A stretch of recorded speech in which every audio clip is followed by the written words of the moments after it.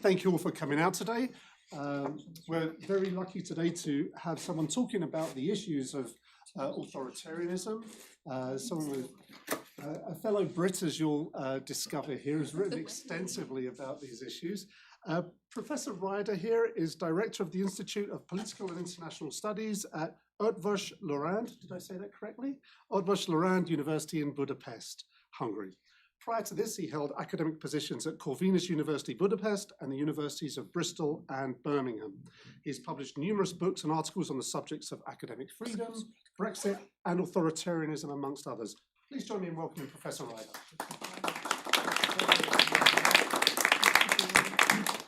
Well, it's fantastic to be here, and I'm really hoping to have some time for discussion with you, because that's one of the key reasons behind this trip, to compare notes between Hungary and the US, and there's a lot to compare, of course, at the moment.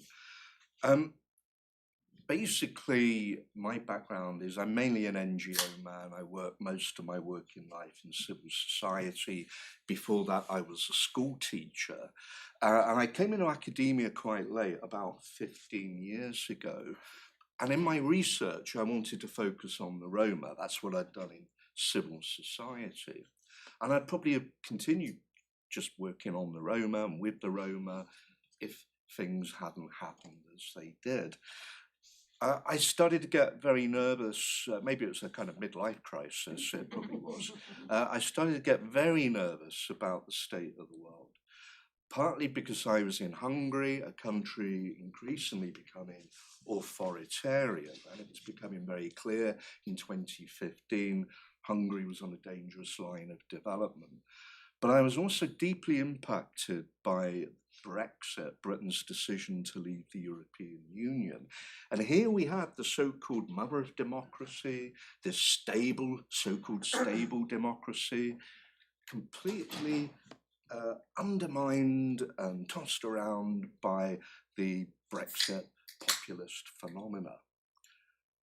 And then, of course, Trump was elected in his first presidency in 2016. And all these factors made me say to myself, look, Andrew, you're an academic, what are you going to do? In the tradition of a public intellectual, where an academic feels such are the events in the world around them, they feel they need to somehow make a point, speak out, raise awareness, connect with the wider public. And that's really what I've been doing for the last 10 years, making a small contribution to what I think is a fundamentally important debate. As you will know, some people will say there's something of a bromance between President Trump and Viktor Orban. They're often saying nice things about each other. They often meet each other. And as we know, the Prime Minister of Hungary, Viktor Orban, was full of praise for Donald Trump in the run-up to the election. And that's quite unusual for a European politician to interfere in the run-up to an election. That's my perception anyway. But it's an indicator of their close relationship. So close, in fact, that Trump even suggested if there were to be a peace summit between Russia and Ukraine, it should take place in Budapest. I think there are major ideological and stylistic reasons why the radical right in America are interested in Hungarian politics and Viktor Orban. One of the circle of Trump that's been perhaps most interested and vocal in his support for Hungary is the Vice President J.D. Vance, who has praised Hungary for its policy on the family, which basically for a series of tax breaks, women are encouraged to have more children. And some say there's an element in this policy of trying to bolster and reinforce traditional gender roles. Vance has also praised Hungary for its policy on higher education. Now, many people, including the European Union, are of the opinion higher education policies are breaking conventions and rules on academic freedom. So some people have been surprised that the Trump administration has been quite vocal in support of Orban, because the view of many, as I say, is that Hungary is systemically breaking the rule of law in the European Union, and this is why the European Union has initiated an Article 7 proceeding against Hungary and withheld funding for Hungary. So that support has been surprising, and some would say it's been disappointing, because Hungary has used its veto in the European Union to try and prevent sanctions against Russia, to try and prevent financial packages for the Ukraine, and has also opposed the Ukraine's eventual entry into the European Union. So I would argue, and as my argument will emerge as I talk, that that support goes against the principles of the post-war international order and against the principles of liberal democracy. There are some important similarities. I'll try and flag some of them up, but there are also differences. What are the cultural drivers behind the populist phenomena in both countries? Well, if you look at the demographics of the electoral support for both leaders, you will find a lot of the support is coming from the countryside, not urban areas, the uneducated, the unskilled, and older voters. And I think that's quite recognized in studies on populism, that there are these demographic similarities. I think a striking one is the support for this brand of populism in industrialized areas, the Rust Belt of America. And Hungary certainly has many Rust Belt areas where people feel increasingly anxious and insecure, and they're looking for answers, and they feel conventional politicians don't have them. There's an element also, I feel, of a kind of counter-reaction to globalization, especially with some of the older voters. They feel the old cultural certainties of the past seem to be bombarded in a world of constant change. And I think in both of these populist movements, you see a sense of nostalgia and rigid conceptions of national identity, which often creates a form of nativism. And I'll talk about that more later. Certainly in both countries, there seems to be a loss of faith in the old elites. Liberals are now somehow seen and framed as some type of enemy within that want to upend the system, not just politically, but culturally, how we live and act. I suppose an interesting point with both of them is they reflect this anti-elite rhetoric, complaining about liberals and globalists. An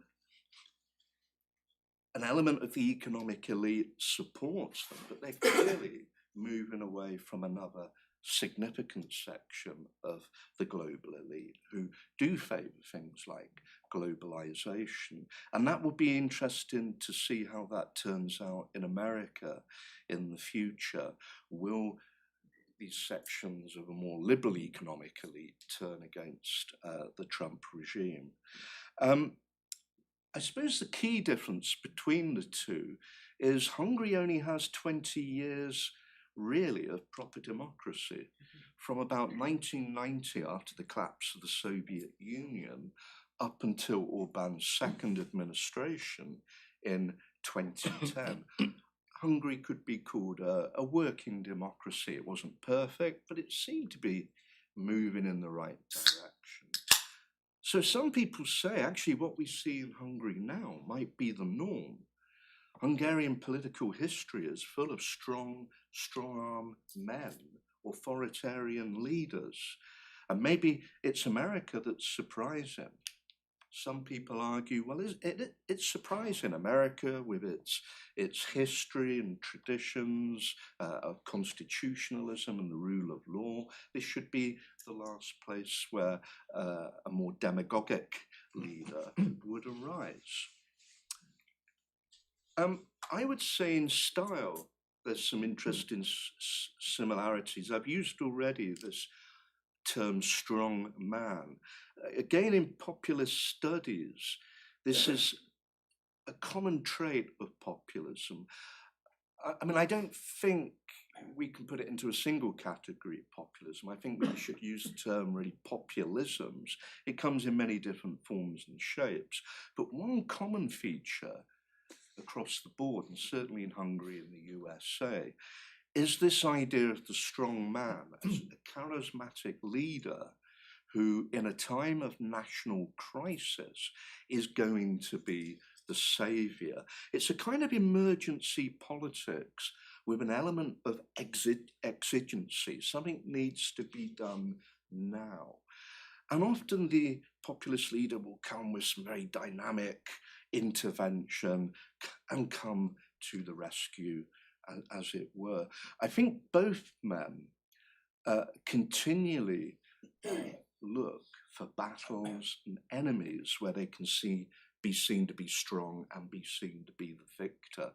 It's a form of agonistic politics. There's us and them, and the them are clearly in both countries groups like migrants, LGBTQ, liberals, and so on.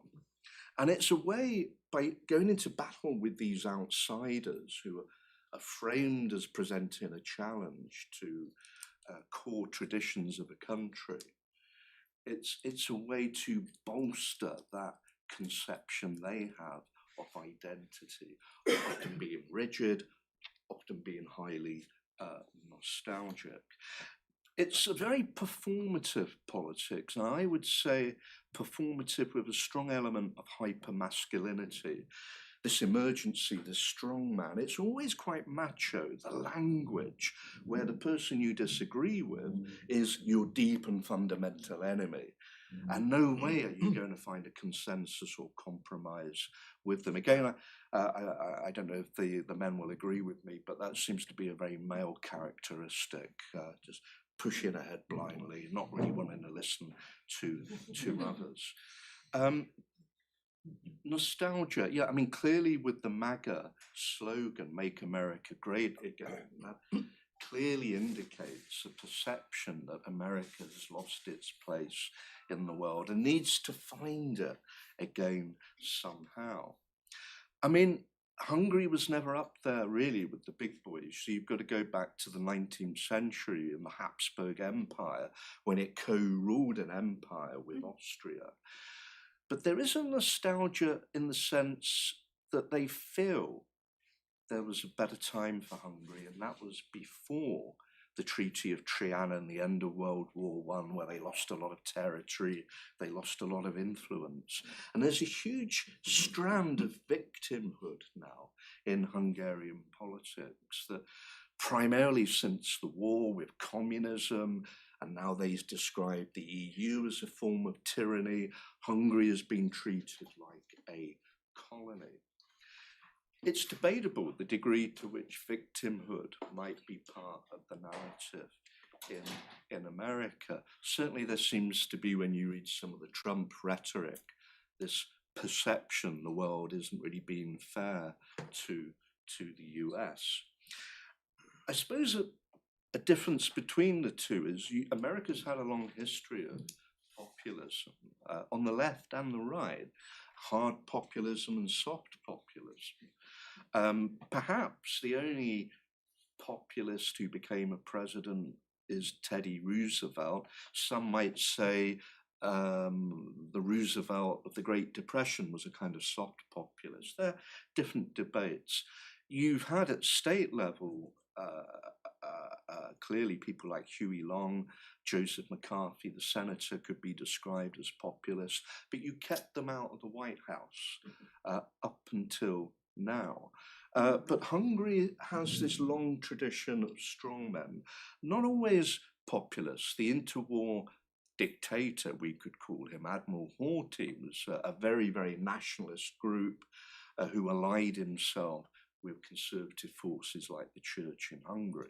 You could call him a populist of sorts. Kadar, the communist leader, an authoritarian of sorts as well. So again, perhaps America is acting abnormally. Hungary, to some degree, is acting as it has for many years. That doesn't mean, though, that Hungary shouldn't consider the value and merits of democracy and rule of law. And that's a case I'll make more shortly. And certainly in terms of decision making, I see similarities as well. They can be described as counter-enlightenment thinking. Counter-science, fact, doesn't seem to always carry a lot of weight. We're seeing decision-making being made based on tropes, stereotypes, and conspiracy theory. There's not a pragmatic and kind of impartial weighing up of different viewpoints and then trying to find a consensus or a problem, a solution that might actually work. It's a very flawed and faulty process of decision making, and I think this could be the Achilles heel for both regimes. Because certainly, if you're not trying to make assessments scientifically or rationally, your policy responses are probably not going to work.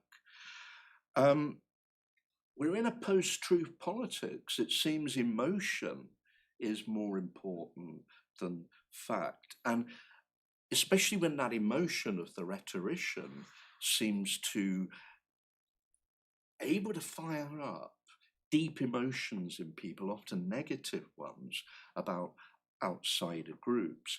In what the sociologist Stanley Cohen calls moral panics, I think the political repertoire of both leaders is to present a crisis, a danger, create a hysteria among the public.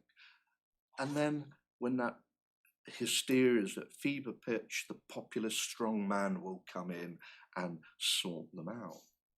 And the weakness of the public sphere isn't just reflected in decision makers, but in the assessments the public make. The public are not being given all the facts. They are often being fed by biased media platforms. That's certainly the case in Hungary, where 80% of the media is considered to be closely aligned to Orban. In America, of course, you have news channels like Fox News. Have they become too partisan? Have they stopped being a real public service, giving the public the information to enable them to decide? Certainly in both countries, and if you consider universities to be part of the public sphere, which I do, an important determiner of debate and discussion, there are serious concerns. There's been a power grab of universities in Hungary. They've been made into foundations. Boards were created for these universities, packed with friends of the government. So cronyism at work here, and I resigned from one of the universities made into a foundation. My university, Eötvös, is the last public state owned university, and although we're state funded, we seem to have more autonomy than these foundation universities. You will be aware, of course, of the attacks on academic freedom now emerging in America. And it's important to consider that every time authoritarian leaders do appear, certainly in Europe, universities are often on the front line, seeing their freedoms curtailed and limited. I think universities can be an important guardrail, safeguard in a democracy, and it's deeply worrying that academic autonomy is being undermined. In policy, we can see some interesting similarities between the two leaders. At the end of the year, a document called the US Security Strategy received a lot of public attention, and in it, advisors to the Trump administration said America should prioritize partnerships, relationships with countries in Europe that place a high premium on sovereignty. And that was taken to mean Eurosceptic, nationalist, populist administrations like that of Hungary. And clearly with the bromance between the two leaders, that is being reflected in reality. Some people were very concerned by that document, though, because they felt by prioritizing friendships with such countries, America was moving away from a long post-war tradition of trying to uphold the rule of law in Europe and political pluralism. And of course, there are many indicators that President Trump wants to somehow reorientate America's relationship with other countries in the world, and I'll come to that later. As mentioned earlier, this agonistic us and them is most prominent on the topic of migration, and both men built walls. Both men have welcomed kind of highly militarist enforcements where the ICE security people are there, sorting a problem out. Orban has welcomed that as well, with highly militarized borders. The alliance with traditional faith groups, I think, is another important similarity. In Hungary, a series of measures were introduced with the thinking that somehow homosexuality is equatable with paedophilia, and presenting homosexual images in the media is a form of promotion. So a series of laws were introduced to limit that, because they saw such groups as a threat and danger to the traditional conception of what a Hungarian is. This led to the ban of the Pride March in Budapest, a march by the LGBTQI community. And this was a turning point because the Prime Minister Orban said, well, anyone who goes on that march will be fined up to about €500. We're going to use biometric film to prosecute people. And no one even really knew if it was going to go ahead or where it would start. And eventually the mayor of Budapest said, look, I'm going to organize a march for freedom. And everyone said, okay, that's just the Pride March, isn't it? So they all went to his march and it went ahead. The mayor of Budapest, it looks like he will be prosecuted, but all the attendees on the protest, none of them have been charged. It's estimated between 100 and 200,000 people attended the march, the biggest LGBTQ march in Budapest. There was this moment, turning point, the emperor's got no clothes. He made all these threats, but he didn't deliver. And people said, I don't care about the fines. And many people were there not because of an interest in LGBTQ people, but they saw it as a freedom of speech issue. So I think that's important, and Orban clearly seems to be doing badly in the polls, 10% behind in an election due in April. That's probably a big difference. Trump is also having difficulty, but he's not in such a perilous situation as Orban, perhaps. Let's think a bit more about the situation internationally. How am I doing for time? Brilliant. Okay. I won't go on for much longer, but I just want to think a bit about America's place in the world and Hungary. I talked earlier about the post-war framework. The US is sometimes called the shining beacon. And there's a perception it didn't always live up to that. It didn't always set the moral high ground, but it tried, and it was an important part of its rhetoric and international relationships with other countries. That clearly is changing, and I think an important point to look at is the Ukraine conflict. There's an argument that I have some sympathy with, that Trump has not been a strong mediator because he's not been a mediator. He's been rather one-sided in the interests of Putin. But also in that sympathy for Putin, and perhaps supporting Putin being rewarded for his aggression and gaining territory, there's obviously rhetoric coming from Trump about Greenland and America having the right somehow to impose its will on its neighbors. This is not the post-war international order that America and others designed. This is a different world. This is a world more similar to the anarchy and chaos of the interwar period, where you had kind of dog-eat-dog mentalities, countries, states like the Third Reich feeling they had a right to boss around countries in their region and, if needs be, annex. This is the thinking of a man called Carl Schmitt. He was an academic and a lawyer, working and active in the interwar period, who supported the Nazis, and he argued for such a state of affairs, the right of regional hegemons to annex and interfere. And of course, the consequences of that were World War II, which is why the US signed up to an international order with NATO at the center to stop Soviet expansionism and to try and bolster the rule of law.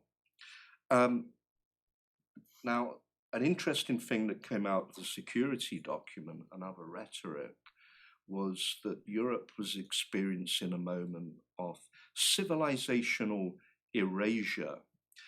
Mass migration was diluting identities, is the argument. This sort of replacement theory. Europeans will be replaced with non-Christian immigrants. The national identities will dissolve. You can create some European identity and have a European superstate. I think that's the thinking behind claims of civilizational erasure, but also this sort of Putin argument that the West, Europe, has somehow been weak in its liberalism. It's somehow destroying itself. I kind of feel at the moment, actually, we see evidence of Europe in its values asserting itself as a values community. I would argue the coalition of the willing, the alliance between France, Britain, Germany, and other European states to stop Putin's expansionism is an important declaration of European values. And the punishment of Hungary and the sanctioning it has been getting from the European Union is also a reaffirmation of Europe's commitment to the rule of law.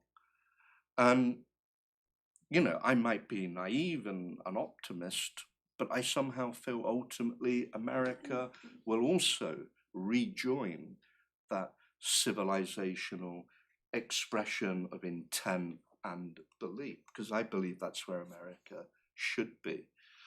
I think some other points I could make, a point of tension perhaps between Orban and Trump, and perhaps Trump's briefings haven't flagged this up to him, but Hungary has very much encouraged Chinese investment in Hungary. It's huge investment by China. And of course, Trump is highly nervous about Chinese economic competition. That may be a point of argument if Orban continues as Prime Minister. But overall, I see more similarities than differences. I see what could be described as a form of Putinization in both countries. Hungary, cronyism and corruption is highly established. Officials, civil servants are highly partisan. They are not being neutral. They are not thinking about public service.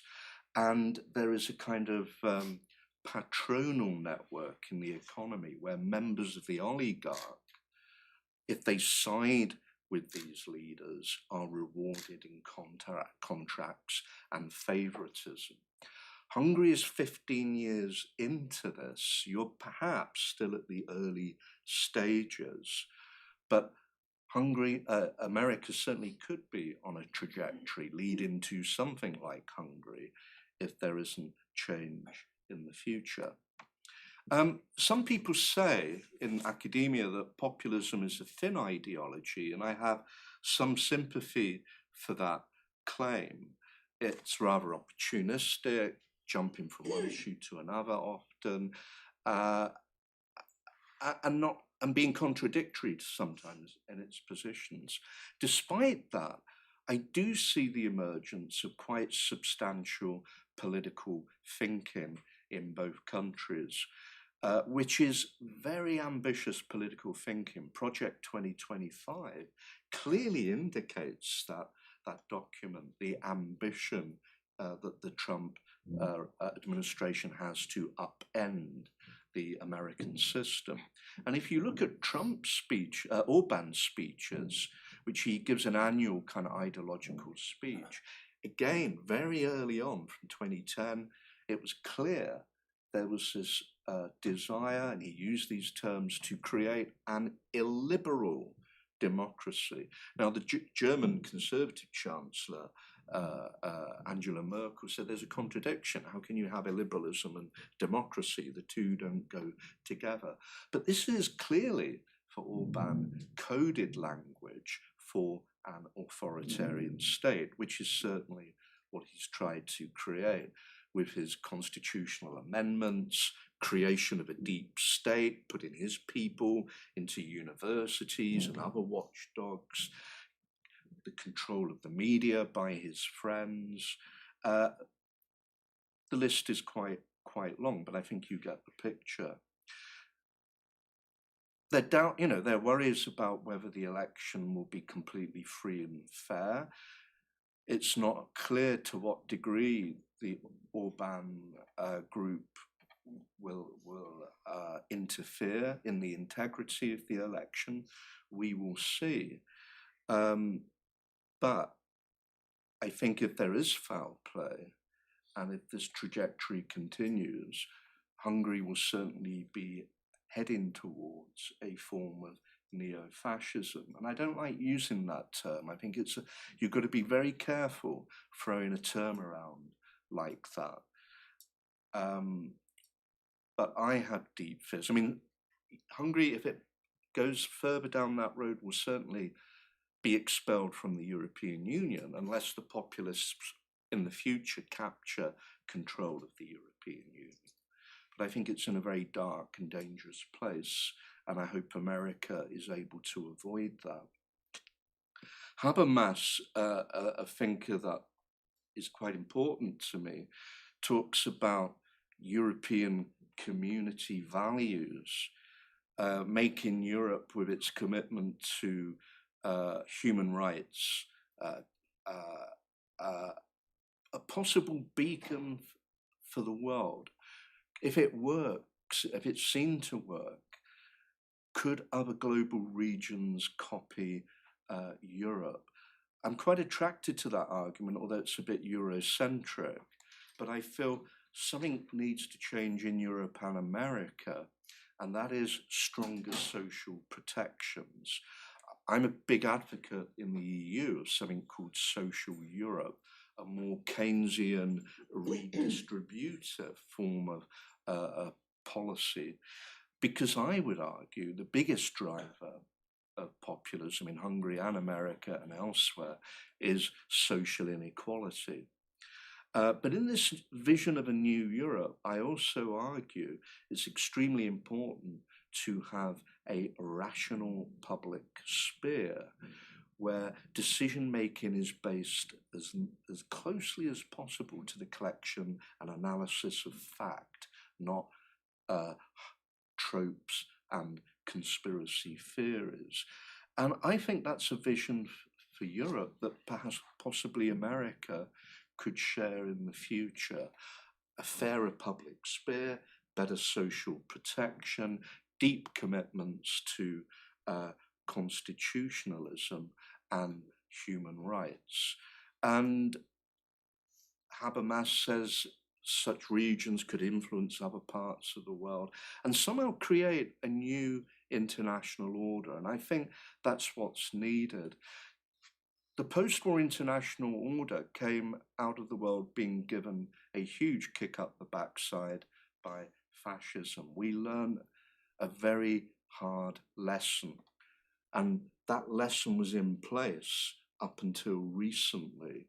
I hope we don't learn the hard way and the trajectory of these political phenomena leads to a tragedy, and then we realize what needs to be done. Let's try and be clever. Let's try and be ahead of the curve on this one. Thank you.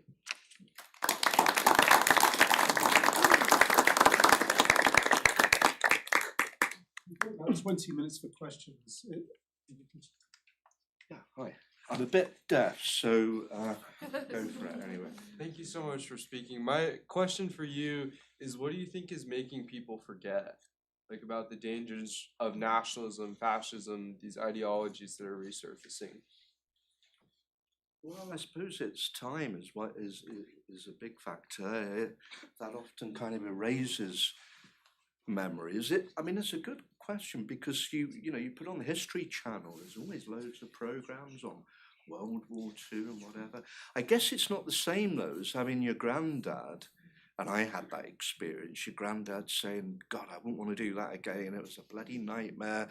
Don't believe all that rubbish you see in the films. War is a horrible, horrible thing." And he left school when he was 12, I think. Very semi-literate guy, not a big thinker, but he didn't have any time for the authoritarian populists appearing in the 70s. We had a group called the National Front and groups like that. And he used to say, "Oh God, I know where all that leads to, And so he could put two and two together. Maybe we're losing the benefit of that wisdom of the war-serving generation.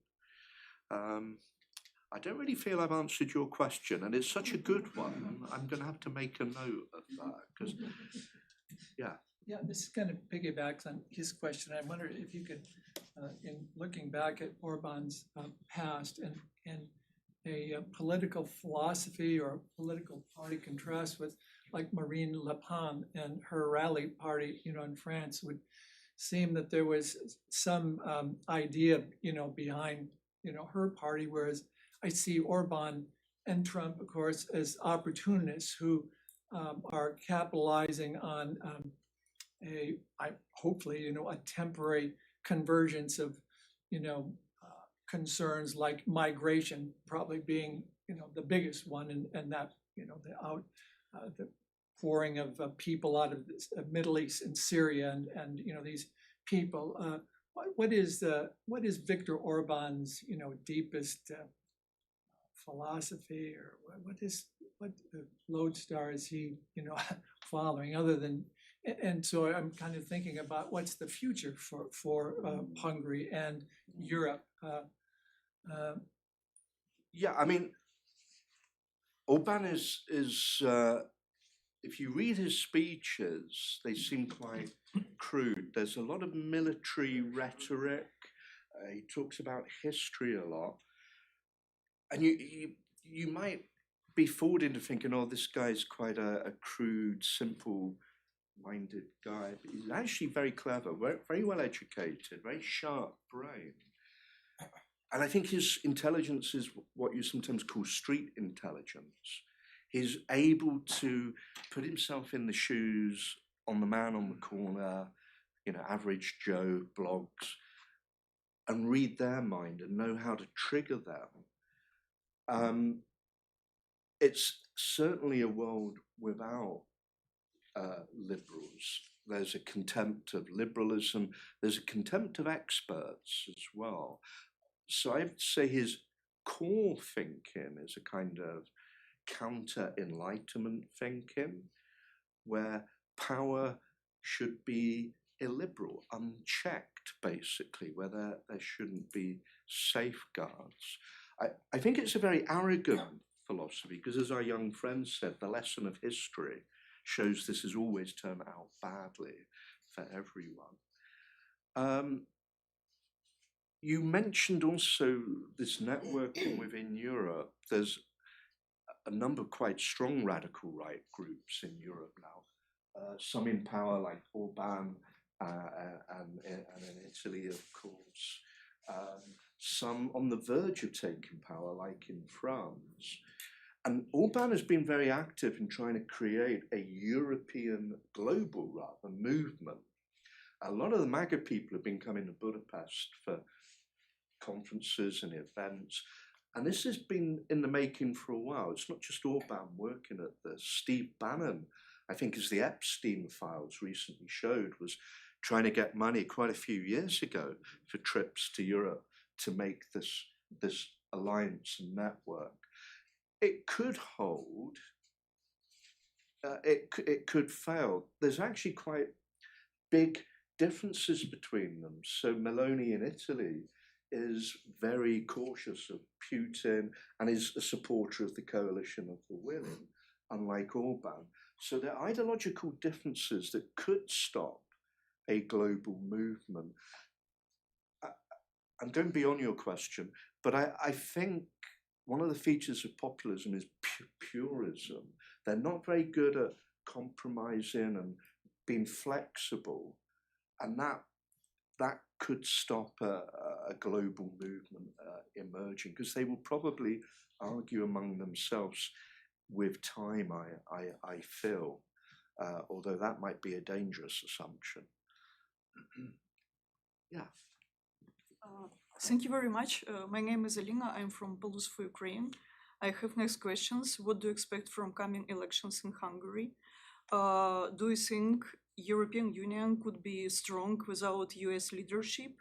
And can European Union, Europe, let's say, stop Putin and end this war, considering the position of White House? And the third question, what is the future of European Union itself? What is the place of Hungary and also of Ukraine in the future European map, politician map? Thank you. Sorry. Just a few questions, small questions. I used to work for the British Council in Kiev. I was only there for a year. But I feel a sense of affinity with the Ukraine, and because my Hungarian side, I would say. Actually, I've spent a huge part of my life in Hungary. I have a Hungarian family. I see myself as Hungarian and British, and the tradition of 1956, where Hungarians rose up against the Soviet occupation, and this is an important element of our, as Hungarians, national memory, is is being abused by not supporting Ukraine. Hungarians of all people should know what it means to be occupied by Russians and the need for autonomy. So I'm very disappointed that Hungary doesn't support Ukraine's entry into the EU. Ukrainians have actually fought for what I would consider to be European values, rule of law, democracy, and they should be rewarded. Orban says Ukraine accession into the EU will be bad for Europe. There will be so many problems, and Hungary could be a loser, losing money and so forth, less aid. Actually, it could be quite valuable for Europe, not just because of the well-educated Ukrainians and the resources. The reconstruction of Ukraine will probably have a stimulatory effect on the Hungarian economy. But I think the EU is right to try and want to get the Ukraine into the EU as quickly as possible, because it's a statement of European values and solidarity with Ukraine. But I think if Europe is going to work in the future with Ukraine and countries like Hungary, when countries systemically break the rule of law, they need to be expelled. And at the moment you can't do that. The only thing you can do is stop them voting on the Council of Ministers. And the other thing is has happened to Hungary is EU money has been held back. These things aren't strong enough because Orban has continued in his ways. I think if there was a threat of expulsion, the population would be unhappy because the majority of them, I feel, actually favour Europe. And this is a problem Orban has, I think. He can only take his country so far. Yeah. It was an honor to hear you speak. I actually had one question to ask you. Do you think that the Prime Minister Orban, he's doing whatever he's doing in Hungary, is really because of the fear of replacement, but I would say more so of competition? Because when you said that he was trying to put private investments pretty much as loyalists into universities, that remind me a lot that so we never necessarily packed the Supreme Court. I'm here in the U.S., but we had a senator. I'm from Kentucky. I forgot his name, but he was working to try to get more Mitch McConnell to get a lot of conservatives on the Supreme Court, and I do take some I guess blame. You could say that because a lot of my time, here at WSU, I was the president of quite a few right-wing political groups here at WSU, such as Turning Point and even our college Republicans before, I went to YEF. But I also know that, Mitch McConnell said in a documentary that the reason why he had to do what he had to do in the Supreme Court was if he didn't do it, then the opposition would have also done it as well, and there's a lot of questionable things I can say, about the party that I support. I'm not afraid to call it out, but I just think that competition and really the highness of ego is kind of problematic, and that's affecting the whole country, the whole world. So, what are your thoughts on that? Yeah, I mean, there's a lot to think about that. I mean, one thing I will say is you mentioned Mitch McConnell, yeah, who was the Republican Senate leader, yeah. I mean, he was what some would classify as more of a mainstream Republican, I guess. I think one of the problems has been in a number of conservative parties in the world, Britain included, the mainstreamers didn't really do enough to speak out, but they'd created problems in their parties already because they're already actually very disconnected from the rank and file, and they'd never really made much effort to communicate with the grassroots. And I think the Tea Party realized that and said, hey, these guys are completely out of touch. And it was very easy for the Tea Party to come in. And I think conservatism needs to rediscover itself in America and in Britain and be viable. I don't, I agree. I've got my political affiliations, but I don't want my party to be the only party. I believe you need an opposition to have a debate, and having an opposition as a check and balance. And I would love to see a return to the rule of law conservatives that we saw in America in the post-war and in Britain. I didn't really answer your question because Mitch McConnell got in my head. No, it was interesting. I'll say that. It was interesting. Just out of curiosity, we know that Mr. Trump will eventually be out of office, and in speaking to Hungary's situation, do you think it's a reasonable fear that Hungary may stay afloat as a proxy state for other authoritarian regimes in the region, and just given their tradition, as you pointed out, as more authoritarian? Yeah, I mean, I think if there is interference in the integrity of the election, probably Hungary would eventually be expelled by the EU. I don't think they could allow that, which could possibly push it deeper into forming links with Russia and Central Asia regimes. And Hungary already has very extensive links there. Orban, it was asked earlier about his thinking. He sees Hungary being shaped by its geography. It's at the crossroads. It's like a bridge between the East and the West. And what are Hungarians? Are they Europeans or Asians? Because they came from Central Asia anyway.